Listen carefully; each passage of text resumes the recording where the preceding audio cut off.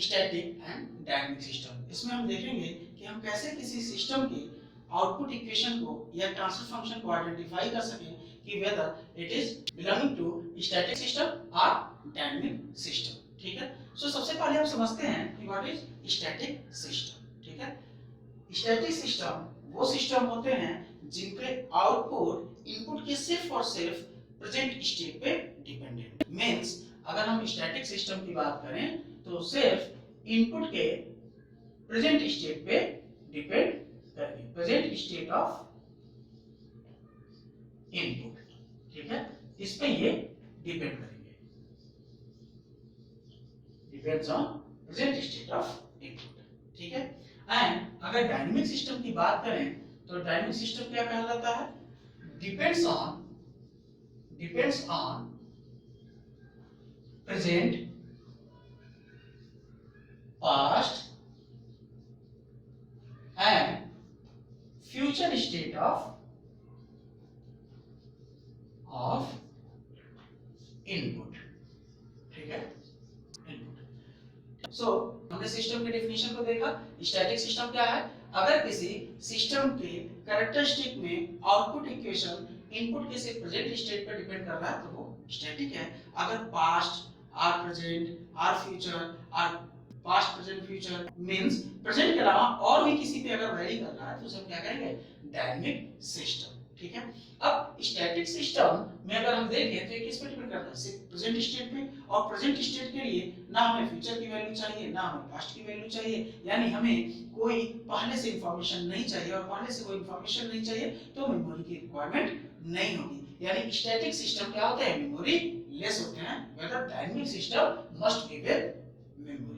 ठीक है, क्योंकि डायनामिक सिस्टम किस पर डिपेंड कर रहा है? Past and future. तो पास्ट एंड फ्यूचर की इंफॉर्मेशन गैदर करने के लिए हमें मेमोरी लोकेशन की रिक्वायरमेंट होगी। ठीक है, so dynamic system are with memory and static system are without memory. ठीक है, सो ये कुछ न्यूमेरिकल हैं जिन्हें हम आइडेंटिफाई करेंगे whether the system are dynamic और स्टैटिक। ठीक है, सो सॉल्व करने के लिए अगर फर्स्ट इक्वेशन को हम लें, हम आइडेंटिफाई करें कि whether this system is static or dynamic, so let's suppose y of n, अगर हम yn की वैल्यू 0 पे निकालें, ठीक है, so n is equal to 0 put कर दें तो बाकी के इक्वेशन क्या हो जाएगा?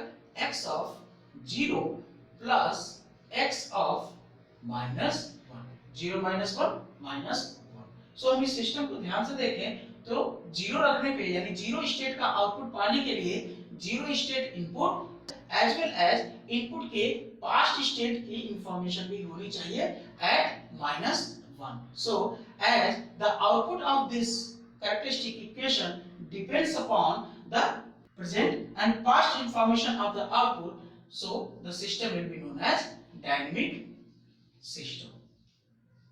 ठीक है, सिमिलरली अगर हम सेकेंड न्यूमेरिकल को देखें, सेकेंड न्यूमेरिकल में हम देखें तो क्या है? कैरेक्टरिस्टिक इक्वेशन दिया हुआ है y of n x square of n plus x of n। Similarly हम चेक करते हैं डिफरेंट स्टेट पे आउटपुट के डिफरेंट स्टेट को कि इनपुट के किस किस स्टेट पे डिपेंडेंसी है इसकी।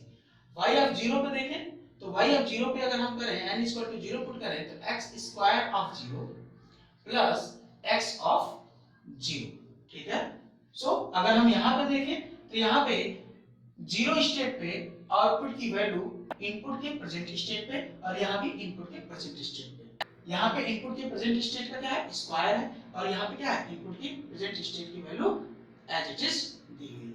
मींस अगर आउटपुट को देखें तो इनपुट के सिर्फ और सिर्फ प्रेजेंट स्टेट पे डिपेंड कर रहा है। मींस ये क्या है? Static system, static system. ठीक है, हम और भी इसमें चेक करेंगे, 1 रख के -1 रख लेंगे। जब भी 1 रखेंगे तो इनपुट के भी 1 स्टेट की इंफॉर्मेशन चाहिए होगी, -1 रख लेंगे तो आउटपुट एट -1 के लिए हमें इनपुट की -1 स्टेट की इंफॉर्मेशन होनी चाहिए। मींस ये क्या है? Static system. Similarly numerical third में देखें y of n is equal to x of 2n। ठीक है, सो n is equal to again 0 put कर दीजिए। ठीक है, 0 पुट करें तो हमें क्या मिल जाएगा? x of 0। ठीक है, x of 0। सो अगर हम इस इक्वेशन को ध्यान से देखें तो आउटपुट का जीरो स्टेट वैल्यू किस पर डिपेंड कर रहा है, इनपुट के जीरो स्टेट वैल्यू पे, ठीक है। मींस इनपुट के प्रेजेंट स्टेट पे आउटपुट की प्रेजेंट स्टेट की वैल्यू डिपेंड कर रही है, ठीक है।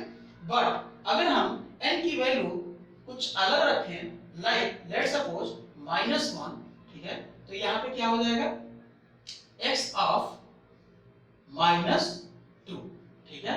मींस -1 स्टेट की आउटपुट की इंफॉर्मेशन अगर हमें रिक्वायर्ड है तो उसके लिए हमें इनपुट के -2 स्टेट की इंफॉर्मेशन रिक्वायर्ड होगी, ठीक है। मींस -1 पे आउटपुट निकालने के लिए -2 के इनपुट इंफॉर्मेशन की रिक्वायरमेंट है, यानी पास्ट पर डिपेंड कर रहा है, यानी ये क्या है, डायनेमिक सिस्टम है। सिमिलरली अगर 1 रख दें y ऑफ 1, तो भी हम देखेंगे x ऑफ 2, ठीक है।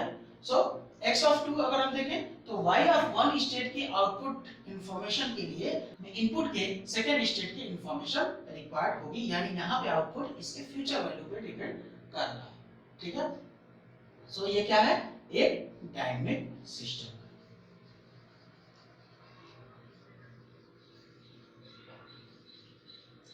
ठीक है। नेक्स्ट हम देखें y of n is equal to x square of n, ठीक है। अगर हम इसमें y ऑफ 0 करें, ठीक है, y ऑफ 0, तो यहाँ पे क्या हो जाएगा, x स्क्वायर ऑफ 0, ठीक है। मींस प्रेजेंट स्टेट की आउटपुट इंफॉर्मेशन के लिए प्रेजेंट स्टेट की इनपुट इंफॉर्मेशन रिक्वायर्ड है, भले ही उसका स्क्वायर है बट प्रेजेंट स्टेट की ही इनपुट की इंफॉर्मेशन रिक्वायर्ड है। सिमिलरली अगर y ऑफ 1 करके चेक कर लें एक बार, तो भी हमें x स्क्वायर 1 मिलेगा। मींस इसमें भी 1 स्टेट की आउटपुट इंफॉर्मेशन के लिए हमें 1 स्टेट की इनपुट इंफॉर्मेशन की रिक्वायरमेंट होगी, ठीक है। मींस ये सिस्टम क्या है, स्टैटिक सिस्टम, ठीक है। सो इस तरीके से आप स्टैटिक एंड डायनेमिक सिस्टम को आइडेंटिफाई कर सकते हैं by putting n equal to 0, -1, 1, means different state के लिए आप आउटपुट की इंफॉर्मेशन को निकालिए, और अगर आउटपुट की इंफॉर्मेशन इनपुट के से प्रेजेंट स्टेट पर डिपेंड कर रही है तो स्टैटिक, अगर पास्ट या फ्यूचर और पास्ट एंड फ्यूचर पर डिपेंड कर रही है तो क्या हो जाएगा, डायनेमिक सिस्टम हो गया, ठीक है। सो आई होप कि आपको स्टैटिक एंड डायनेमिक सिस्टम के आइडेंटिफिकेशन समझ में आया होंगे। अगर आपको ये वीडियो अच्छा लगा तो वीडियो को लाइक करें, चैनल को सब्सक्राइब करें और बेल आइकन को प्रेस करें, जिससे आगे आने वाली वीडियो की नोटिफिकेशन आपको सबसे पहले मिल सके। Thank you everyone, stay with